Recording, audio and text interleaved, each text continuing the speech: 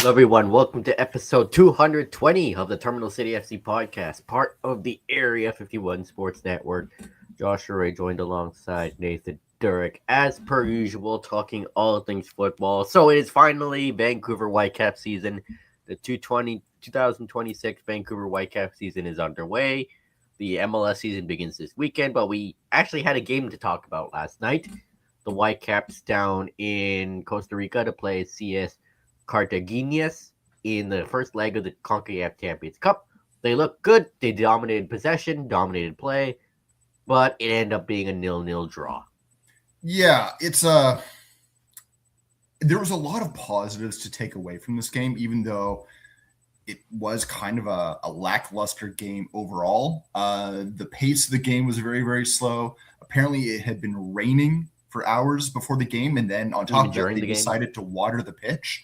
So there was huge pools of water, kind of made the ball move in erratic ways. But I thought they handled all of that rather well. Their passing was crisp. They were moving the ball. They just couldn't penetrate anything and get any sort of possession inside the opposition's box.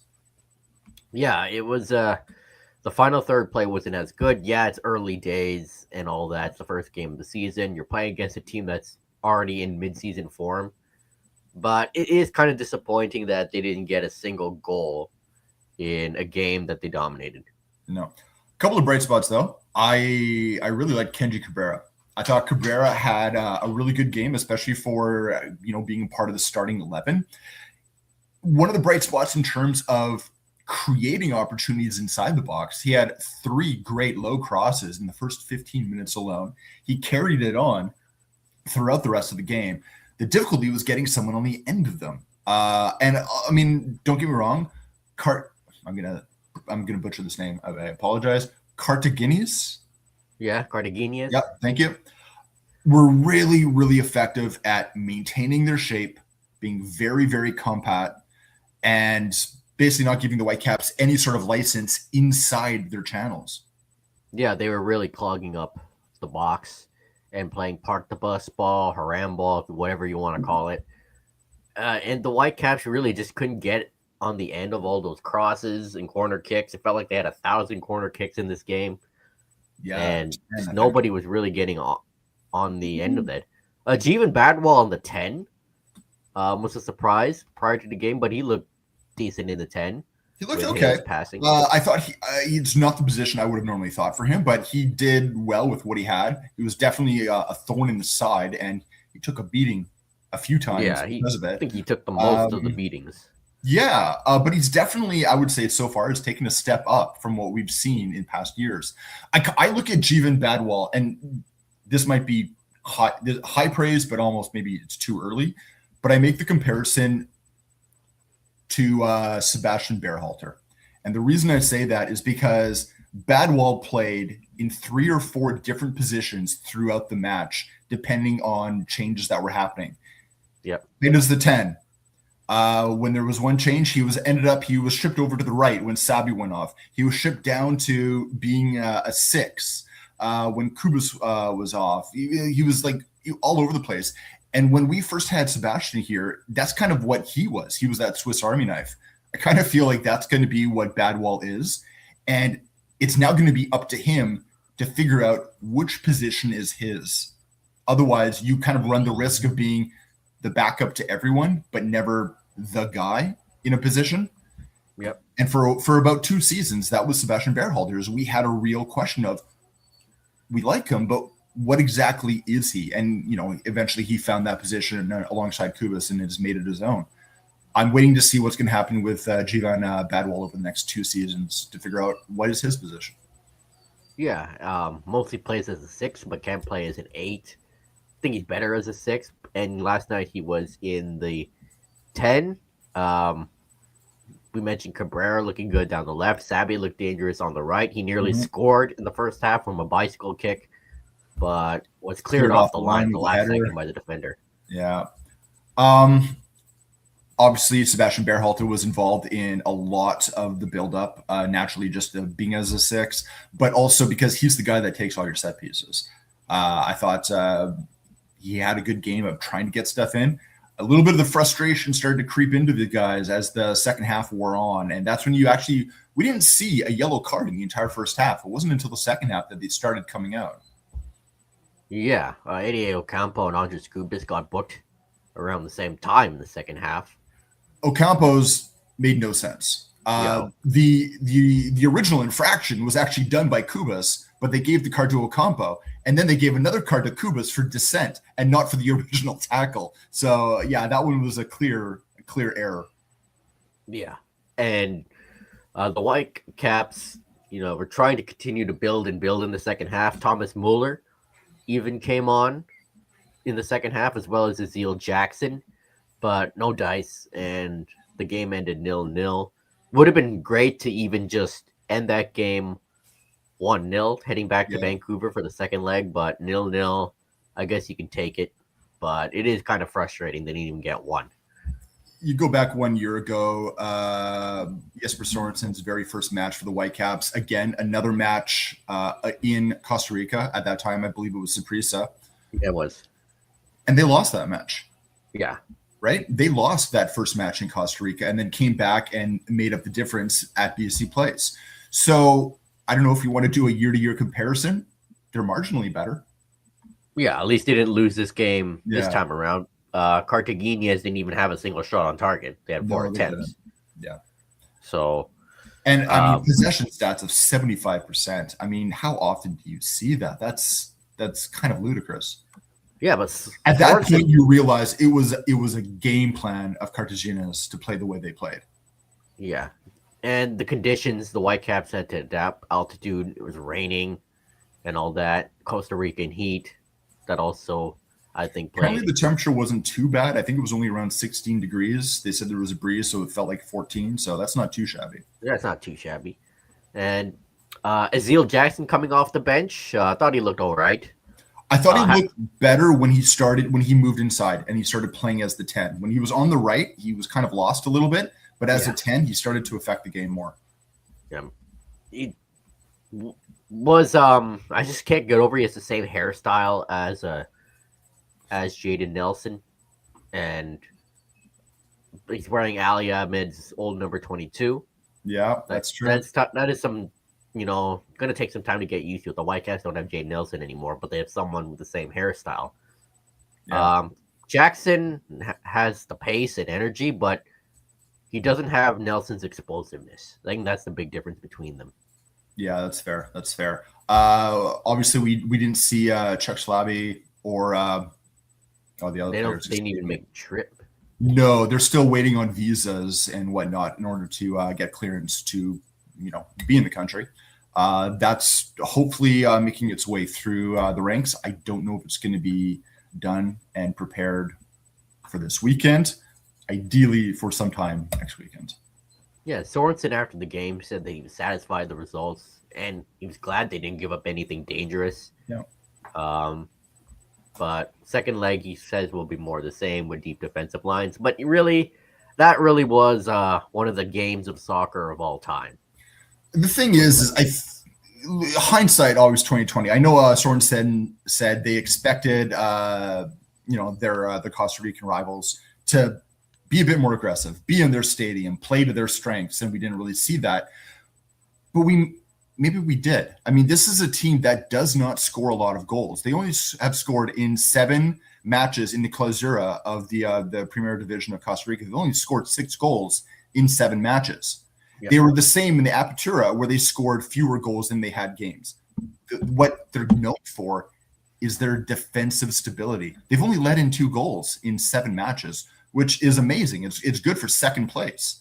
You don't normally see that when you don't put the ball in the net, but they're so good at shutting up the back that a 1 goal, it's really all they need. Yeah. I'm also hoping that the Whitecaps next week actually get some goals in front of the home crowd at BC Place, because Cartagenas will play a very similar game. They'll just stick to their game plan. One thing of note, Brian White on the build-up, very quiet. Yeah. Really poor touches from Brian White in the final third. There was one in the first half where it just completely went by him and went out for a goal kick. Ball just again. I get go more back to the confined state away. of that pitch and how bouncy that ball was. You didn't Yeah, get a lot of just clear travel. One other chance that we missed was one that was off a corner kick that actually ended up getting all the way through and caught Matthias Laborda by surprise a little bit. Ended up going off his thigh and kind of straight up over the bar. But that was another, I would say, probably clear opportunity because he was only about 2 yards away from probably the far post. yeah. Well, we also got a debut from Oliver Larraz, the Yep. former Colorado Kings player, off the bench. Thought he looked fine. He did get a yellow card for an aggressive tackle, but Yeah, I mean, he did try to feed his forearm to a player, so yeah, I get it. I mean, I get it. You need to use your arms in order to jump and get up, but you're still responsible for your body. right. And So if you're trying to put your arm in the place where someone's skull belongs, you can't really do that. yeah, I mean it's early days from the Whitecaps. I'm not gonna complain too much, other than the fact No, they didn't even no. score one. I mean, I get it. It's early days. Things will hopefully get better, and there's the second leg next week, and we're gonna be at BC Place this Mm-hmm. weekend for the first time in a few months, as the MLS season opens up. As the Whitecaps will face Real Salt Lake for their home opener, and um, the Whitecaps this season. It's a season of expectations, despite all the off pitch uncertainty and everything. So the expectations are sky high. It should be competing for trophies, competing as high as possible in the Supporters Shield and Western Conference standings, and of course, to have another good season that could hopefully, you know, keep the team here in Vancouver. But there's a lot of questions saying regarding the teams, as in, well, can they prove last year wasn't a fluke? Can they prove that they can build off last year? Because Uh, MLS is a yeah, very unpredictable league. yeah, very much so. We'll have to wait and see. I will say this is RSL has been very busy in the offseason. They've Yep, they spent have. quite a bit of money. I would say the most was on Morgan Gulawogi, who comes from Lens in Ligue 1. Lens, I believe, is actually topping Ligue 1 right now, or they're fighting for the top, kind of going They back are. and forth with PSG. So spent heavily to get a right winger. We'll have to wait and see how he comes in, but he's in his prime, 27 years old. Yeah, RSL. I mean, Whitecaps had that kind of relationship with Real Salt Lake for a little bit, especially during the COVID time when they were playing out of Salt Lake City. Yep. So, I mean, it's always a nice place to kind of go back and visit. I think for the club. This time we're going to be inviting them up to BC Place, and it will be nice for us. But at this point, you want that start that they had last year. Yes. Right? Like where they were playing games every 3-4 days, but they were winning those games. Right. And other than Ryan Gauld, this team is healthy to start the season. And RSL, just looking what they achieved last year, finished, ninth in the Western Conference, but lost the wild card round to Portland. Of course, they got Diego Luna, rising star, also got some cash from the U.S. men's national team. Justin Glad, one of the best defenders in MLS, and Rafael Cabral, a decent goalkeeper. Whitecaps did beat RSL twice last season, 2-1 here at BC Place, and I believe 3-2, a comeback win in Salt Lake. Yeah.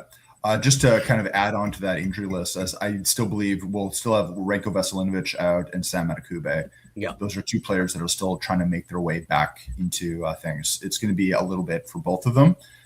So, yeah, still some big names that are out of contention. Yeah, but the Whitecaps have the depth now. Yeah. Laborda can play center back or right back, and of course, can't forget about Ralph Priso, who did really well as center back towards the end of last season and into the playoffs. Yep. You also got Bilal Halbouni re-signed, and Sean Lau, who was on the bench last night, didn't come in, but he is ready to go as well. Yeah, and kind of crazy. He still hasn't played a game for the Whitecaps, and he signed in I know. August. It's like a new last signing. year. Yeah, it feels like a new signing because he hasn't played. So I'm curious to see what he is like. I'm curious, knowing how well he did in Germany, But Yeah. I'm curious as to how are his legs, how are his knees with the age that he's at, and is he going to be able to keep up to the pace of how the Whitecaps like to play? Yep. And he is a good passer, as in Germany he was like among the highest tiers of passing in the second tier Bundesliga. Yeah. But he was never the fastest guy. No. Let me put this. My worry is that this is final year Florian Jungwirth, where the intelligence is there, but the body can't move to match it. Yeah. I'm really hoping that's not the case, that we're getting kind of early Florian Jungwirth, which that first year actually was quite nice. We'll have to wait and see. 31 years old, so it is Yeah. possible that he could either have a drastic decline or still be a solid defender. Yeah. I believe Florian Jungwirth, when he was here, he was in his mid-30s. Can't remember, though. Early to mid-30s. Something like that. I can't remember quite either. Yeah. So, yeah, the Whitecaps season underway.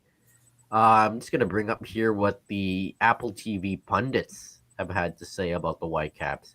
Compared to previous years, it's been a lot kinder. See, as you can see, many of them predict second or third. Only one has predicted sixth, but none have them finishing first. A lot kinder this year, as I said. It looks like Kayla Kyle got off the wine and has made a decent prediction compared to last year.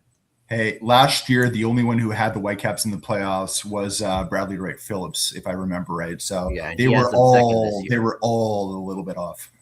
Yeah, nobody's predicting this team to finish 12th or whatever this year, as you can see for those watching. One thing that was interesting, I don't know if any of you read Backheeled, but when they were talking about their contenders for this year, there's an interesting quote that I want to bring up when they talked about the Whitecaps, and it goes like this: Vancouver's ceiling is the sky, folks. They have truly elite MLS players in every line of the field, quality starting players in every position, and youthful depth pieces behind all those starters. Hello, Ralph Prisa, who is apparently a top-tier center back now. There is a lot of buzz still about the players on the pitch. I think the big uncertainty of last year was who was Jesper Sorensen. Yeah, we don't know who he is. We don't know how he's going to play. Yes, there's players around, but we don't know what that mix is going to be, and that's going to be up to the head coach. Yeah, this is a head coach that you could argue should have been coach of the year. I mean, he was definitely in the running of the top three. Didn't win, but he was up there in the running. He's no longer an unknown quantity. Yeah. I think the expectation is going to be that he is going to be able to carry this team a little bit further on. This is a very, very strange season, though, for the Whitecaps on multiple fronts. We've talked ad nauseum about all the stuff going off the pitch, but it's the schedule that's really going to get me. Instead of three competitions, there's now four, because Leagues Cup is now going to be something that the Whitecaps are going to be competing in this year. But you have World Cup, and that's going to change the schedule that was already going to be kind of front loaded with these games every three days pretty much, is now going to change, because you're going to get kicked out of BC Place while they're getting in grass. Yeah, for like 3 months. Yeah. So someone actually calculated, and I think it's over 100 days. I can't remember what the exact number is, that they're playing, but they're not playing at home. Yeah, because it's going to be a very strange season. It's something that they're going to have to navigate. It's something that I asked Jesper about, and he admitted that it's not something that happens all the time. Obviously, you get to host a World Cup, you take the World Cup, but for all the things that you're used to, all the things that you're accustomed to, that kind of goes out the window. So that they have to come up with a new game plan of just managing their players. Yes. Jesper Sorensen and his staff really did well with that last season, because they had a ton of injuries. But this season's going to be interesting to see how they do it with the crazy schedule that they will have. And they have depth pretty much everywhere. Youth, experience, this is a contending roster. They've got a good goalkeeper who was nominated for MLS Goalkeeper of the Year, the reigning Defender of the Year, one of the best strikers in MLS, a guy named Thomas Muller, and when he's healthy, Ryan Gauld is one of the best players in MLS, and probably the best midfield duo in MLS, and Sebastian Berhalter and Andres Gupas. There's also that adherence to youth development. And we've seen a number of players that have made the jump up to the top team. One of the guys that I think kind of gets lost in the mix who jumped up last year, Liam McKenzie, I think he's ready to go. He spent the latter half of the season injured, so we didn't get to see a lot of him. But that's a name I would say that we should watch out for. Two others that made the jump are defenders, Nikola Djordjevic. Yep. And lots of Mikhail. Mikhail over here. Gershmenikov, Gershmenikov. Something like that. This is a player that even when he came into the Whitecaps setup as a Whitecaps 2 product, there was a bit of a buzz around him in terms of when. It's not a question of will he be ready to go? It's when. Well, he's on the first team now, so I do expect that we'll see him have a few moments this year as well. Yeah. I just really hoping that this is a season that they can build off last year and not fall off a cliff. Like, for example, can the Whitecaps hopefully be a 2017 Toronto FC? The year after losing MLS Cup, they go on and win it. Worst case scenario, they end up like last year's Red Bulls. They have kept the core of this club together. The core is still there. Yeah. The big question was left wing. You lost both your left wingers. They've kind of gone out hard at replacing that position. But while I think they've done a good job, you're never going to replace what Ali Ahmed gave you. His style of play is just way too unique, and he is so unbelievably good at 1v1s that I think you're going to have to see other players step up a little bit. I'm looking at Emmanuel Sabi on the right to kind of create a bit more of a balanced buildup on this squad.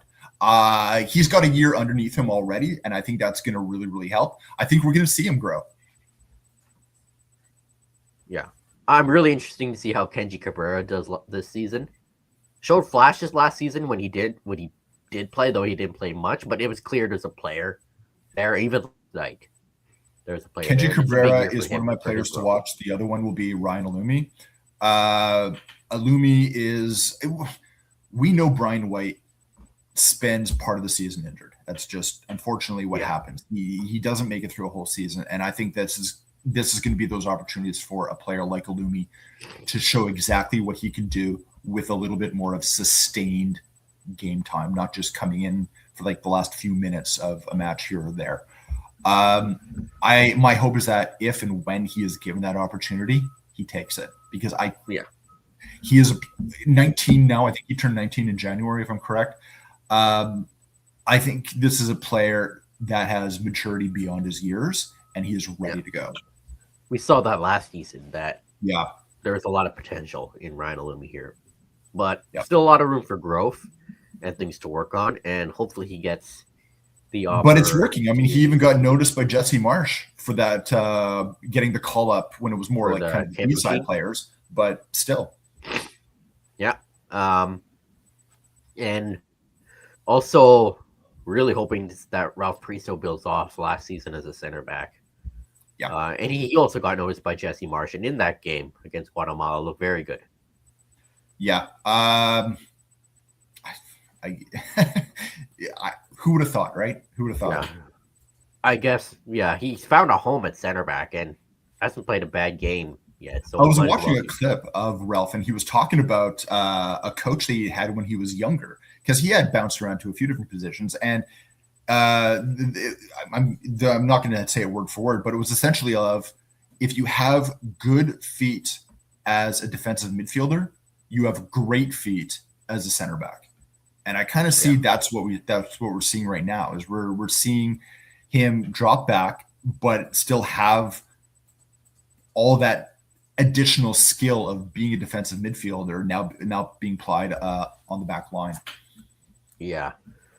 I'm also wondering if Sebastian Berhalter ends the year as a Vancouver Whitecap, because he is under still negotiating a new contract, but there'll definitely be, and already has been, interest from Europe, especially if he somehow does make the U.S. men's national team for the World Cup. He's in the last year of his contract. There's no club options left, I should say. He's on a very inexpensive contract for his caliber. Yeah. And this is a guy that, I mean, yes, he plays for the men's American team, but he was born in London. So, I mean, when we're talking about citizenship, the door is open for him in terms of opportunities to move. That might make it a little bit easier. I mean, obviously, players can always get those moves and those visas to make it happen. But that's just one less step for him and just makes it that much more attractive. I would love if they could sign him to a new contract. Yeah. This might be a guy that at the age that he's at right now, he's looking at other players that he's played with, like Ali Ahmed, that made that jump up. If you're Sebastian Berhalter, you're saying, you know what, maybe it's my time right now too. Yeah. And I don't think you can begrudge him it. Yeah, Andres Kubic's also in his last year of his contract as well. And he denied a move, thankfully. He denied a move. I think the big thing with Andres Kubas is that he has made a home for his family in Vancouver, and they're setting up roots here. So that might be a guy that you can negotiate a little bit more to kind of play up that off the pitch stuff of, like, you know, this is home now. So that you might get a little bit lucky there, but we'll have to wait and see. Losing both of those guys in the same year would be horrendous. Yeah, and it would be tough to find replacements for both of them. Yeah, in the summer, but hopefully, best case scenario, both guys are still Whitecaps by the end of the year. And yeah, can they build off last year, or will they crash and burn? It's going to be a very interesting season. I have a feeling it will be another good season. I'm usually optimistic.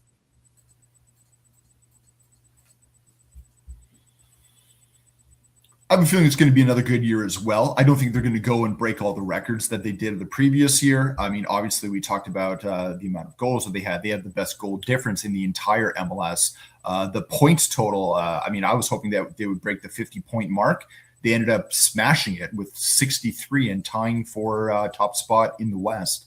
I don't think you're going to see that happen to the extent of what kind of the magic was last season, because now the magic is gone. It's the expectation. I think they will match it, but we're not going to have, maybe it's going to feel a little bit different. I don't really see this whole maybe they won't have a huge win streak like they did at the start of last season. Yeah.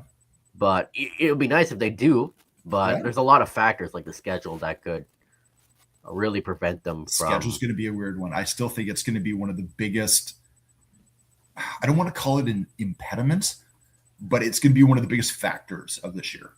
Yeah. I'll just predict they do finish in the top 4. Yep, that's what I was going to say. They can finish anywhere between 1st and 6th, I think. Yeah. But this is a playoff game.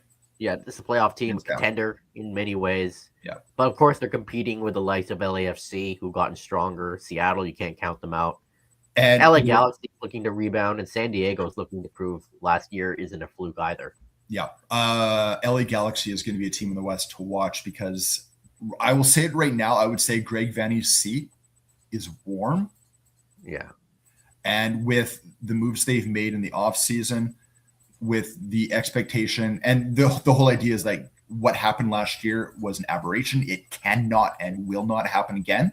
Yep. If it starts heading that way, that seat gets warm very, very quick. Yeah. And it's kind of like the opposite for Vancouver. Like, let's prove last year was not a mirage or an anomaly. Let's prove that this team is the real deal. Yeah, absolutely. Right.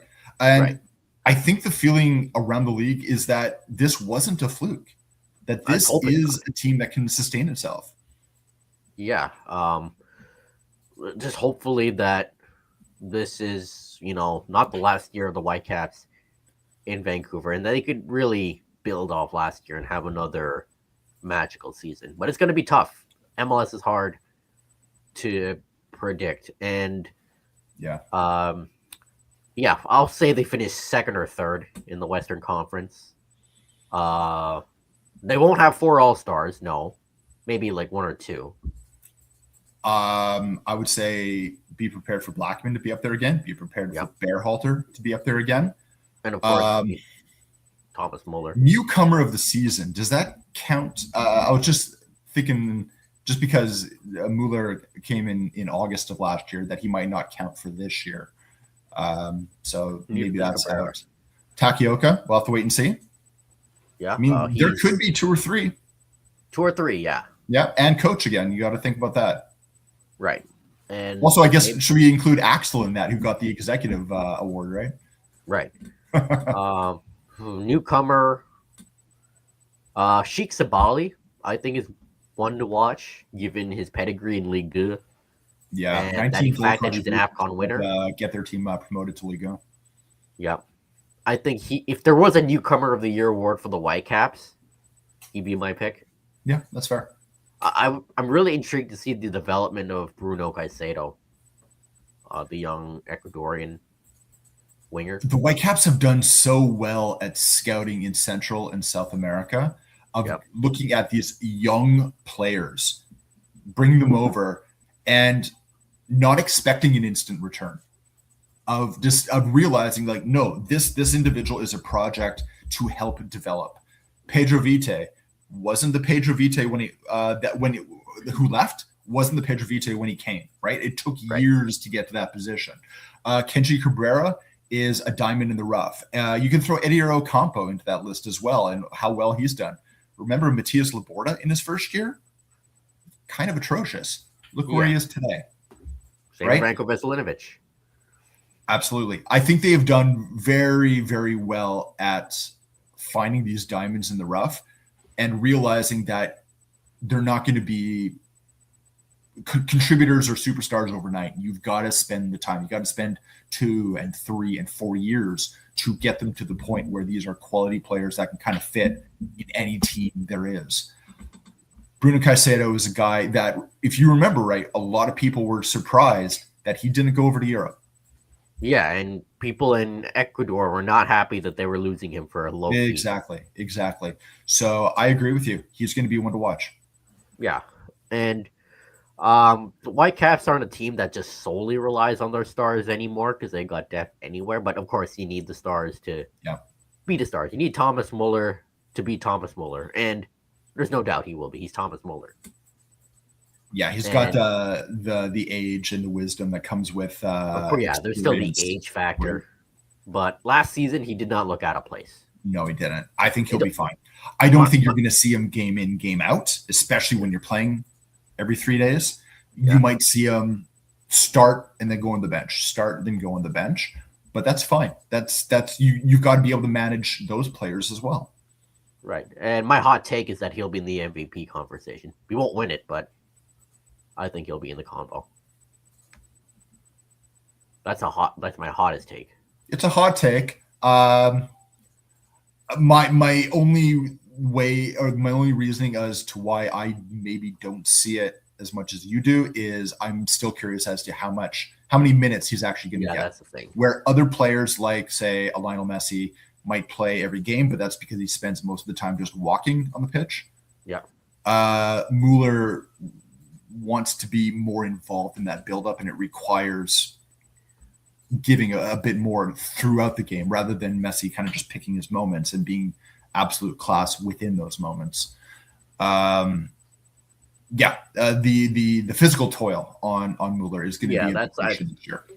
For my reasoning is that his intelligence and that the system fits him so well, and we saw it last season that I think he could build off that. He's going to be absolutely integral to how the Whitecaps play, and the ball is going to move through him. Yeah. And he's going to be collecting, his fair share of goals as well. I'm looking at Mueller to be one of those guys that easily makes kind of like the 10-10, right? The 10 goals, 10 assists. Yeah, easily. I'm predicting Brian White scores 18 this year. I like it. If he stays healthy. If he stays healthy, yes, I agree with you. He scored 16 last year, I believe. And he did that by only playing, what, 2/3 of the season? Yeah, if he stays healthy, and of course, there's possibilities of like international call-ups and all that. Hopefully Ryan Gall gets back to his best once he comes back Yeah. from recovering from his knee surgery. I'll say though that once Ryan Gall does come back, because we will. There's that expectation of sometime around April right now with the debridement that he just had in his knee. That left side is very congested.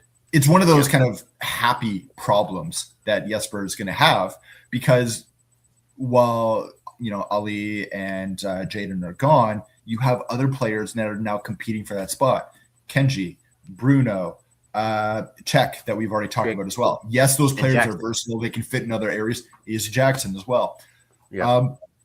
I do wonder, it's going to be kind of like last year a little bit where we're going to see bouncing around between the right and the left for a little bit until we figure out where those players actually belong. What is their natural side? Where do they like to play? Where they kind of excel at? And that might take a little bit of time to figure out. We saw it last year as well, right?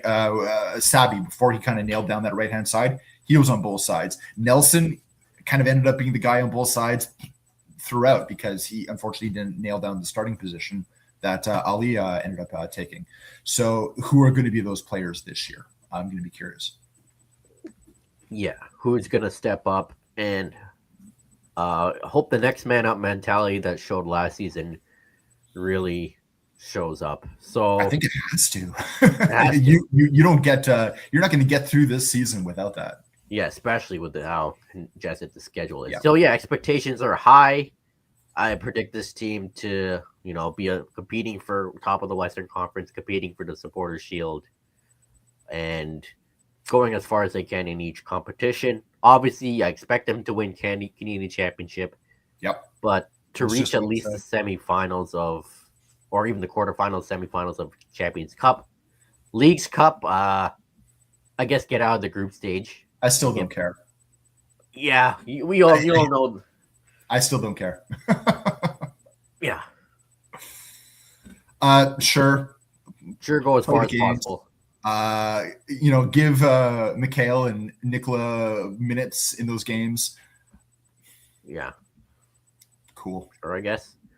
So, the Whitecaps season's underway. Will be all around for Area 51 Sports Network and this podcast covering every minute of this season. Should be a good one.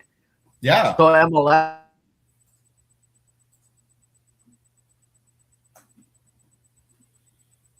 for this season, and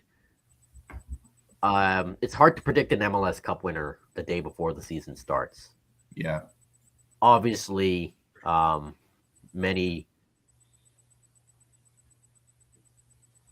I would say, obviously you have to include Inter Miami in that conversation. They've went out and strengthened their team quite heavily with the amount of money that they've been throwing around. I think Dane St. Clair is the biggest addition that they have made in goal. We all know that they really, really wanted Tristan Blackman. Were unable to get him.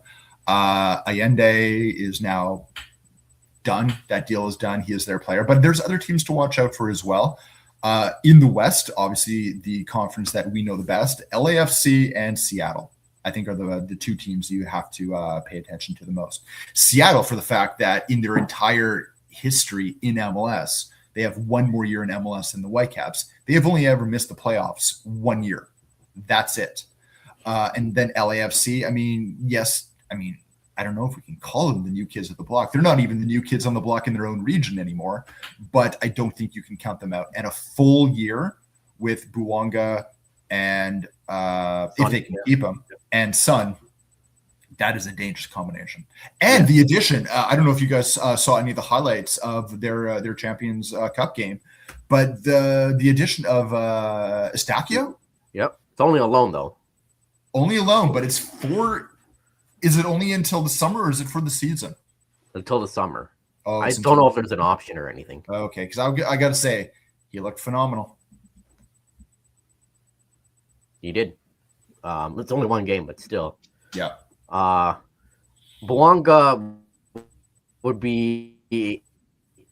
is a contender for MVP. Oh, yeah, absolutely. Every year. Yeah, I think Bouanga gets Golden Boot, and for MVP, I'll go with Cincinnati's Kevin Dinky. Hmm. He looked phenomenal last year, and Cincinnati's a Supporters Shield contender as well, given how deep their squad is. Yeah, I'll agree with you Um, there. I'm also going to be interested to see what a second season Chicago is able to do with Greg that's a Berhalter team I at the think helm. can compete for Supporters Shield. He turned them around last year, right? Yeah, Greg He turned Berhalter. them I around. feel Now he's got a second season, and I think there's going to be expectation on them as well. Not as high as others, but a bit, especially also because Chicago has got a very big uh, history with that club. yeah. Chicago was like one of the most improved teams last year. Yeah, Made it to the first round of the playoffs, but I think this year they can finish top five. I think it's a real possibility. Yeah. Yeah, I agree with you. Um, Obviously Miami is a team to beat. With DePaul now signed permanently, they have Reglion and Jane Sinclair now in goal, Yeah, and and as well as Herman Betrami. the If that's his Allende name, yes. deal is now permanent as well, right? Yeah, they're still a good side, and this is a team that looks Yeah. destined to repeat. Adding Dane Um, St. Clair was huge for them. I think that yeah, is a very smart move because they've got a goalkeeper that they can now keep for quite a number of seasons, and he's one of the best. Well, I mean, he was goalkeeper of the season last year. yeah, it'd be interesting to see how Minnesota does with James Rodriguez, and that Eric Ramsey's now with Brom's coach. Now that they have a new Yeah, coach, yeah, new system. Same with Columbus too. New coach, new system. That yeah. Wilfred Nancy's went to Celtic and unfortunately failed. Well, that's going to be a question as well. Is whoever ends up being the first manager to kind of fall, and the manager dominoes that fall, where does Wilfred Nancy come back? Does he still set his sights on Europe? Because we know that there was interest in him from at least two French clubs, Yep, or does he come back to familiar territory in MLS? we'll see. It'd be interesting to see who the first manager that falls. Probably, probably a team like SKC, or if LA Galaxy fall out of Well, that's the what I said. Is playoff picture early. I'm looking at Greg Vanny. I'm Yeah, looking at Robin Fraser with yes. Toronto. Toronto I think spent money. Toronto can make the playoffs this year. They're going to expect to. They went out Yeah, and actually started to spend money again. If it doesn't pay off, that's someone that could be looking at it. And then every year I always throw in whoever happens to be the head coach of Montreal, just because well, the Montreal's Saputos are the I most think. erratic owners there Well, they're are. expected to finish dead last, or they're being the wooden spoon conversation. Well, I mean, they basically sold everyone. Yeah, and they didn't They're really. they're Yeah, piling up GAM. yeah, rebuild. If Um, you want to call it that. yeah, if you want to call it that. Sporting Kansas City, I think. Some people say they could surprise. Some people say they can't. But they're a contender to finish last in the Western Conference after now that Tom Bogert's reporting that Daniel Shallow is off to Toronto. Yeah. And Toronto's still trying to get the deal for Sargent. Yeah, Uh, that hasn't progressed for. there's rumors that it's getting closer and closer. Yeah, well, it's only end of the day now. It's one of those. Well, he's basically out of the squad at Norwich, Yeah, right? Like, and why would they want to put him back in without him? They've lost only one game and won five. yeah. Six, Now something like Ahmed's doing pretty well there. that. So it's going to be a interesting season, especially with the World Cup. Um, I'm looking like Toronto is one of my teams who I expect that could possibly do better than people think. Same with Chicago. Yeah. Austin too. I think you got to keep an eye on them, given their acquisitions, and Houston as well. Mm. So, MLS Cup, it's just so hard to predict. This, Well, also because the MLS has 10 more teams than any other league. I could go Too on a many limb to and say choose from. my hopeful, like romantic side of me wants a Vancouver Inter Miami rematch. You know what? It's honestly, It's very possible though. it's very possible. But this It's time in very, very Vancouver possible. with the Yeah, ice this time in activation. Vancouver. That's right. Make them come up here. Yeah, We'll and ship then in some snow to make it more difficult for them too. yeah. I'll just go with that, the romantic side. Yeah. But you could also predict NC Cincinnati to win Okay. MLS Cup or LAFC, Nashville even, given that they're with Mukhtar, Surridge, and Espinoza, their new big three. And it didn't occur to me that Ty Baribo is now at DC United. He's a Golden Boot contender as well. That's right. Yeah, that's right. I mean, it's hard to predict awards. Yeah. MVP, I'll go with Denki, as I said. Wonga, Golden Boot. Coach of the year, let's go Jesper Sorensen. Yeah. I'm not gonna make any changes to your list there. I think it's pretty good. I mean, obviously, MVP of the year. I think you have to throw Lionel Messi in that conversation anyway, just because of who he is and the love affair that the league has with him. But I think if you want an all-round player and one that is even more integral, I think, to his team, I do like your pick of Danke. Yeah. Goalkeeper of the year, Takaoka, hopefully definitely up there. I think I'll go with Matt Freese.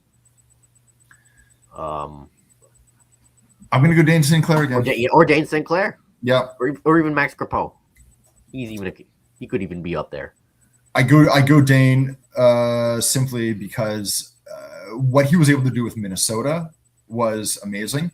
And now with a team like Inter Miami, it's just going to be even more so. The one thing is he might do better, but get lost in the shuffle because of how packed Inter Miami is.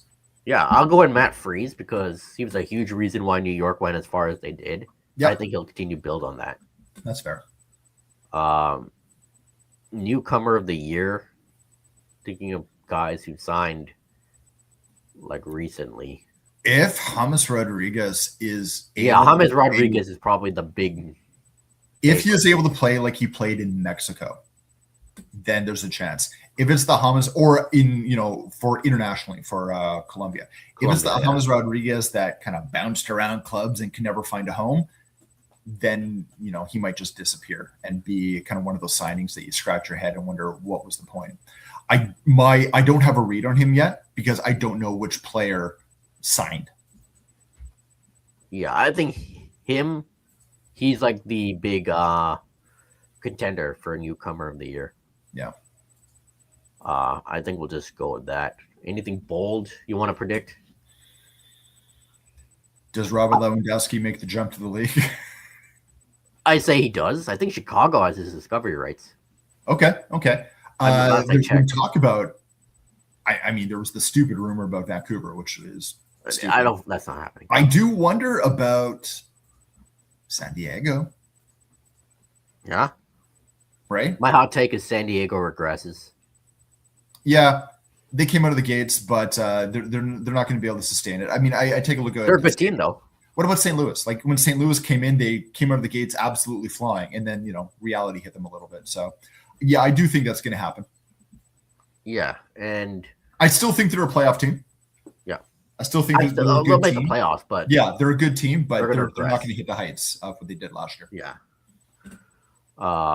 So yeah, it'll be a very interesting season for MLS. Yeah. And hopefully for the Whitecaps, it's another fun one. All right. Let's move on. The She Believes Cup roster has been revealed for the Canadian women's national team. One notable addition is Vancouver Rise winger Holly Ward, and no Ashley Lawrence, and no Adriana Leon in the squad. Yeah, there's also a bunch of other names that haven't made. Shalina Zadorsky, Kashida Buchanan, Jade Riviere. Obviously, all those names I just mentioned are injured, so we can understand that. Ashley Lawrence, I kind of understand a little bit. Hasn't had the greatest of camps leading up to this one. Adriana Leon, I think it was a surprise because that's where Yeah. you get your goals. Yeah. Uh, Also, sh- and like forget what happens with her domestic side, but when she steps up for Canada, that's more often than not who's putting the ball in the net. yeah. Well, they did call up the NSL's leading scorer last year, Yeah. DB Pridham, and Kaylee Hunter, who I But think was just yeah, I fine. think Kaylee Hunter is a great addition. I mean, obviously, we got to see what she contributed last year in the NSL. The one thing I'm surprised that someone like Leon didn't at least get the call up is the fact that they only called up 24 players and you're allowed 26. Yeah, which is interesting. So we'll have to wait and see. I think this is a year where this program, this women's national team, needs to perform. I'm not saying they have to win competitions, but they need to start. They just need to perform. Games. They need to start winning games because it's been tough since even before the last Olympics. Yeah, and it just hasn't been the same since Tokyo. Yeah, and Emma Regan, again, obviously another name I'm on here. The one name that I'm looking at that I want to see more from is Jordan Haigma. I want to see like since Tokyo or even before the last Olympics, just hasn't since been the she same. made the move to NWSL. I don't know. Same with Jessie Fleming. Yeah, it feels. Yeah. It also feels like some players are getting too comfortable in their environments. That too. This is also a team that I don't think has the strongest midfield. No. I mean, you think of players throughout the history of this club that were absolutely dominant in that midfield, and there's maybe 1-6 in this team, and it's like a 6-8. Yeah. So I don't. I'm happy that they're giving some of the younger players a chance, and I'm happy to see that. But I'm not. I do have questions about the balance of this team.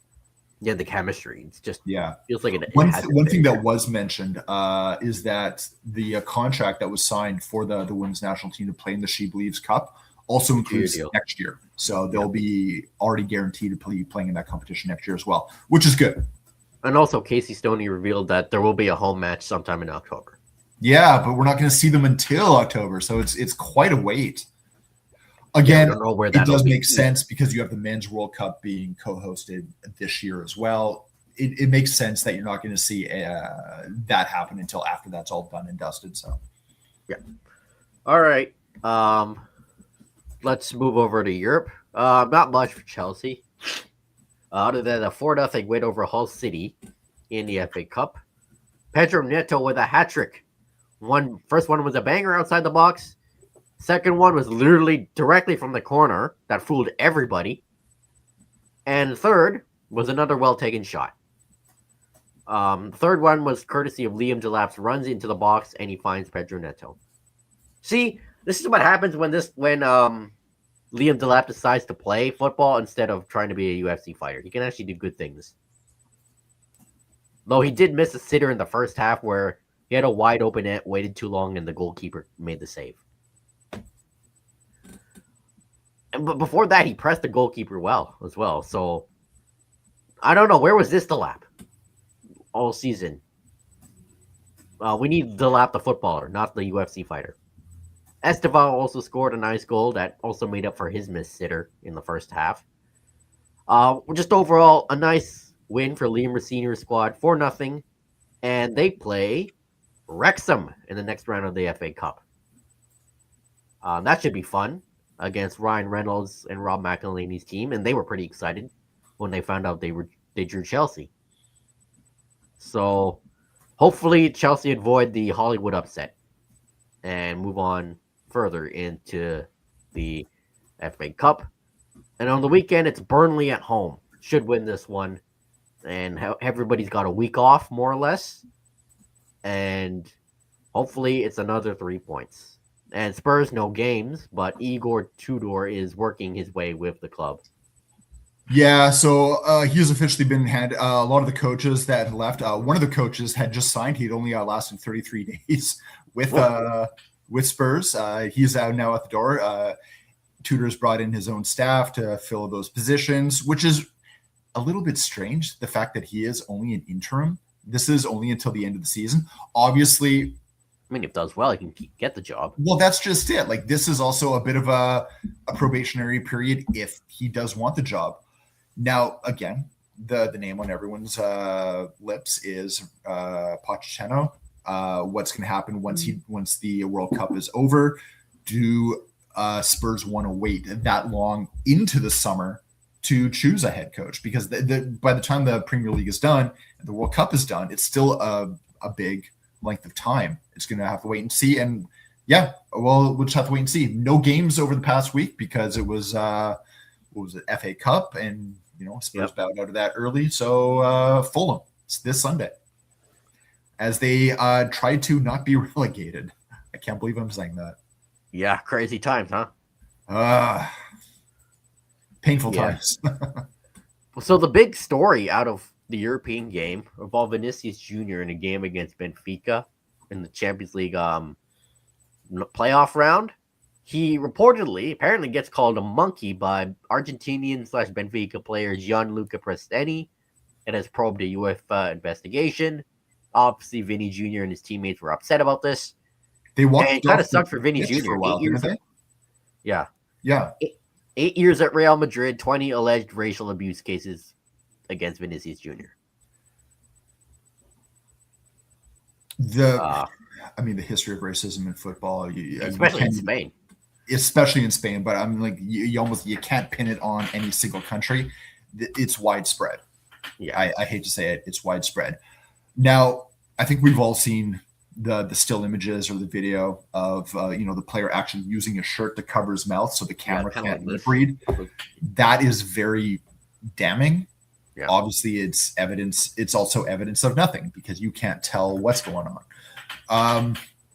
But the history of racism against Vinny Jr. in particular, it happens all the time. And he is a target because of who he is, who he plays for, and his caliber. I hate to say that too. There was interesting comments actually by your Chelsea manager earlier today, Rosenior, Rosenior, thank you, who said, because the player in question is facing a potential 10-game suspension. Rosenior said that anyone who was actually found guilty of racism shouldn't play the game at all. They should be banned permanently. So I'm just seeing that right now. Yeah, there's a lot of discussion again because this is one of those flashpoint cases that's bringing up the whole idea, or the idea of what is the practice of combating racism specifically in UEFA. I think we can take it out of UEFA and make it FIFA, make worldwide, it FIFA. But it is really, really bad, especially when you look at the European game and in specific countries. Spain, very big. Even Argentina, my hope Brazil. is that this does get investigated. It will get investigated, and there is an outcome. I don't know what that outcome is going to be, but my hope beyond that is that there is a renewed, because I feel like the call to try and end racism in football has disappeared for a while. Or it's become lip service, right? It's become, oh, we should do this. And there, I've taken the pledge. I've said what I'm supposed to say, and now I'm going to go do this thing here. I think it's kind of taken a back seat to, I don't know, what should be the new Champions League format, or